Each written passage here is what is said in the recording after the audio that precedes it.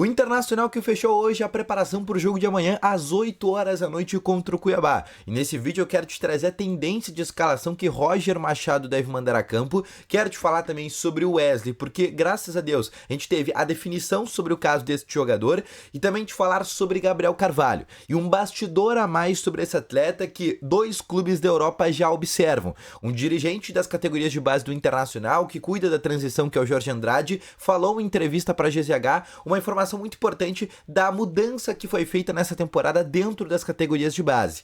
Além disso, também eu quero te trazer um outro bastidor sobre o presidente Alessandro Barcelos e algo que ele conseguiu garantir nesta semana.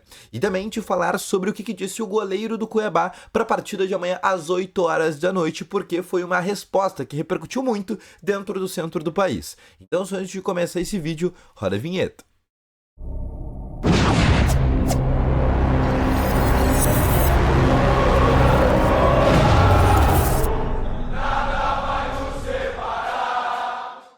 Boa tarde, colorados! Começando aqui com novas informações sobre o Internacional e só antes de começar com esse vídeo, não esquece de deixar o teu gostei, te inscrever nesse canal e ativar também aqui o sininho de notificações se tu não ativou, porque daí sempre que tiver vídeo novo no canal, teu celular vai ser sempre notificado, tá bom? Vamos começando então aqui com novas informações sobre o Internacional para falar sobre a atividade que aconteceu neste domingo, a última atividade antes da partida de amanhã às 8 horas da noite contra a equipe do Cuiabá. Jogo que é muito importante para o Internacional, porque se o Inter vencer, definitivamente chega naquela turma que briga por uma vaga direta na Libertadores. Sobre o treino, hoje foi realmente a primeira atividade que o técnico Roger Machado teve todos os jogadores à disposição, salvo raras exceções que ainda estão no departamento médico. Mas jogadores como Borré, Valência e o Rocher, que eram jogadores que estavam com as respectivas seleções, voltaram a treinar normalmente nesse domingo, né? O Rocher já vinha treinando e o Borré e o Valência já neste sábado também já tinham realizado algumas atividades, mas nesse domingo eles começaram a fazer trabalhos mais intensos e com os demais jogadores. Todo mundo sabe que a principal dúvida para essa partida é o Bruno Tabata, que sentiu um dor no tornozelo na partida ainda contra o Fortaleza e por isso ele é uma dúvida para essa partida agora contra a equipe do Cuiabá. Sobre uma tendência de escalação que eu posso trazer para vocês, tá? Com o Rocher no gol, aí na lateral direito uma dúvida, né? Se já joga o Braguirre, o Natan ou o Bruno Gomes, mas hoje ainda é uma tendência para manutenção pro Bruno Gomes. Aí uma dupla de zaga com Vitão, Mercado, na lateral esquerdo, Alexandre Bernabei.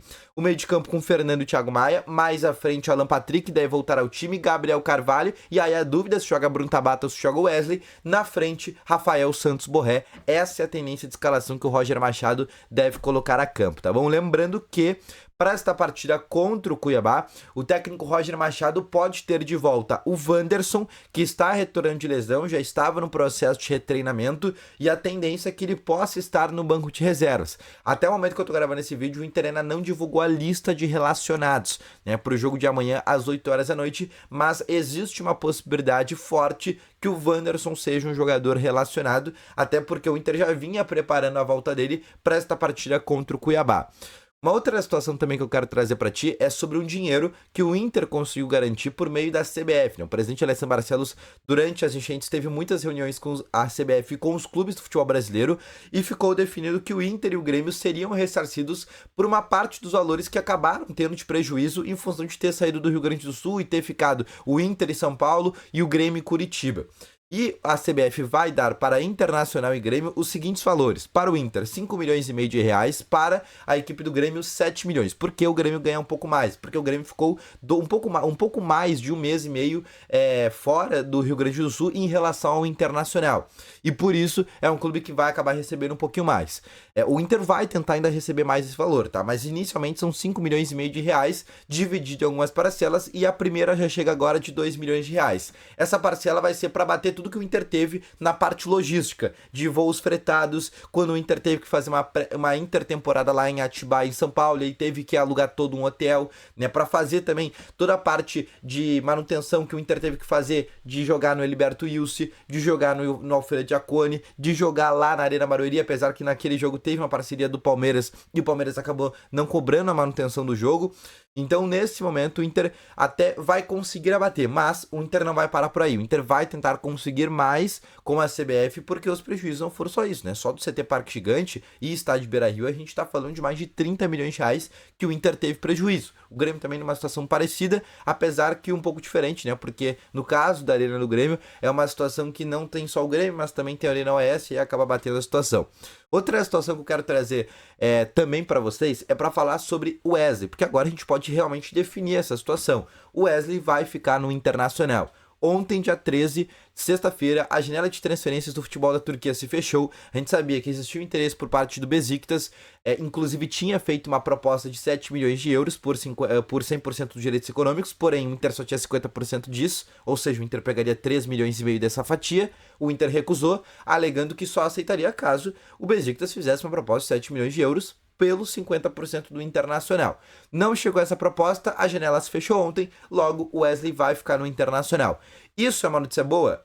É, mas pensando nos cofres do Internacional nem tanto. Porque o Inter, como eu já falei pra vocês, e o próprio presidente Alessandro Barcelos falou, no início dessa semana eu trouxe inclusive um conteúdo falando sobre essa situação, o Inter precisa vender jogadores. O Inter não bateu a meta de vendas essa temporada. O Vitão ia ser algo que ia conseguir trazer ali uma solidez pro Inter de maneira financeira. Agora, o Inter corre riscos de até o fim da temporada, caso não venda nenhum atleta, de acabar a temporada com uma possibilidade de acabar atrasando ali salários ou direito de imagem. Existe sim essa possibilidade e esse pânico do Internacional, porque o Inter não vendeu todos os jogadores, né, que queria vender. O Inter teve a venda do Bustos, teve a venda do Maurício, que foram vendas importantes, né, somados. A gente tá falando de jogadores que deram aí 13 milhões de euros, né, brutos. Eu não coloquei a parte do Internacional, mas se for colocar no bruto aí são um pouco mais de 11 milhões de euros para os cofres do Internacional. Além disso, a principal chance, né, que ia fazer o Inter ficar tranquilo seria caso realmente o Vitão tivesse sido vendido para o Real Betis por aqueles 10 milhões de euros. Aí sim, o Inter ia estar bem tranquilo, porque ia dar para fechar o ano com uma certa tranquilidade. Outra situação que eu quero te trazer também é sobre Jorge Machado. Quem é Jorge Machado? É o gerente de transições do Internacional e o cara que assumiu quando o Gustavo Grossi saiu do Inter no começo dessa temporada para ir para a seleção argentina e trabalhar no processo de transição por lá. E o Jorge Machado, ontem a gente conseguiu pegar um destaque na última partida contra o Fortaleza, para ser mais preciso, e a gente pegou porque o Inter termina o jogo contra o Fortaleza com 4 jogadores oriundos das categorias de base. O Antony, o Gustavo Prado, que foi inclusive o autor do gol, o Gabriel Carvalho e o Ricardo Matias. E o Jorge Machado ontem deu uma entrevista para o GZH e trouxe esse destaque, né? Essa situação que mudou no Internacional, que agora, né, a base está mais próxima do profissional e hoje essa transição está um pouco melhor, né? Porque eles conseguem levar jogadores ali para os treinos, igual o Roger fez essa semana, levou 8 jogadores para o profissional, entre eles alguns destaques como o Iago Noal, como o Jonathan Cauã, que são jogadores que estão jogando bem na equipe sub-20. E aí, dentro do profissional, o Roger Machado nos treinos já consegue potencializar esses jogadores.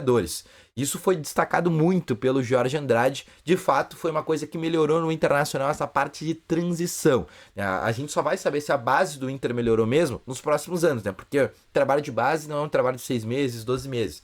É um trabalho que demora, porque são jogadores que acabam chegando com 12, 13 anos, a gente só vai ver o resultado quando tiver 17 ou 18. Mas num curto prazo de tempo, a parte de transição, que é o que a gente pode falar, isso de fato foi algo que acabou evoluindo. Outra situação que eu quero trazer também para vocês é sobre o goleiro do Cuiabá, né? Amanhã o Inter enfrenta o Cuiabá e o Cuiabá vive hoje uma situação muito complicada dentro da tabela do Campeonato Brasileiro, né? Um clube que tem hoje 22 pontos somados e a gente sabe que o Cuiabá possivelmente vai ser rebaixado para a segunda divisão.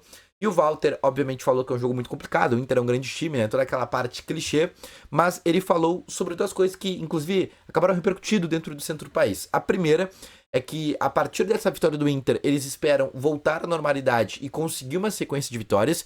E segundo, que essa data FIFA serviu para dar uma acalmada no ambiente e que, a partir de agora, né, que tinham tido 2 semanas muito tensas, os jogadores estão mais calmos, estão mais tranquilos para enfrentar o Internacional amanhã no estádio Beira-Rio. Ou seja, amanhã o Cuiabá trata esse jogo contra o Internacional como a virada de chave. O jogo, se o Inter vence, né, se o Cuiabá vence o Internacional amanhã no estádio Beira-Rio, o Cuiabá consegue, primeiro, chegar a 25 pontos na tabela e ficar com o mesmo número de pontos que o 17º colocado, é 2 pontos sair da zona. E segundo, conseguem virar a chave, porque eles acreditam que a partir dessa vitória do Inter, eles possam conseguir uma sequência de vitórias, já que enfrentar o Internacional é uma partida difícil, é uma partida fora de casa, e vai dar confiança suficiente para os próximos jogos. Ou seja, amanhã o Inter, apesar de ser um jogo acessível, e que o Inter tem a obrigação de conseguir os 3 pontos, né, pensando que quer uma vaga direta para a Libertadores, mas vai ser um jogo muito complicado, de um time que vai estar muito focado e sabendo que é o jogo da vida, porque se o Cuiabá perde amanhã, o Cuiabá, primeiro, se entala dentro da zona do rebaixamento, fica numa 19ª colocação,